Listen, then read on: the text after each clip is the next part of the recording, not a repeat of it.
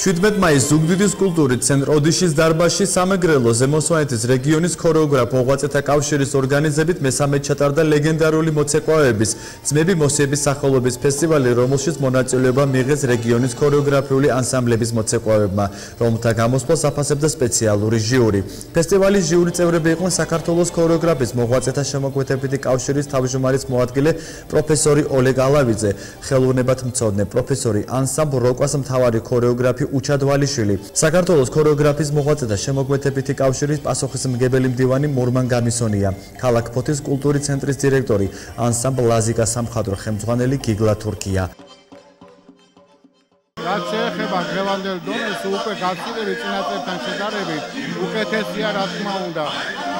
ესე იგი, ფესტივალმა მიაღწია თავის დანიშნულებას. მოსების დიდ ოჯახს ასეთი დაფასება და ღვაწლის წარმოჩენა მოუწყო და ასეთ ღონისძიებას ძალიან დიდი მნიშვნელობა აქვს აღმოსავლეთ თვალსაზრისით ერთის მხრივ და მეორე მხრივ ქართული კულტურის გადარჩენისათვის.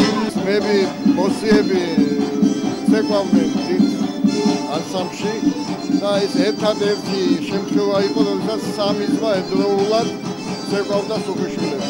მადლობას ვუხდით ჩემს ანსამბლს, ჩემ თანატოლებს წარმატებას ვუსურვებ, ასევე სხვა ანსამბლებსაც წარმატებას ვუსურვებ. იმედია ჟიური შესაბამის ქულებს დაგვიწერს და მადლობას ვუხდით ჩვენს ხელმძღვანელობას, რომ მეუბლიეს და მაგა გვიჩეს. ფესტივალის ორგანიზატორები უკვე მესამე წელი ატარებენ ძმები მოსიების სახელობის ქართული ხალხური ცეკვების ფესტივალს. გამარჯვებულ მონაწილეებს ფესტივალის ორგანიზატორებმა სიგელები და საჩუქრები გადასცეს.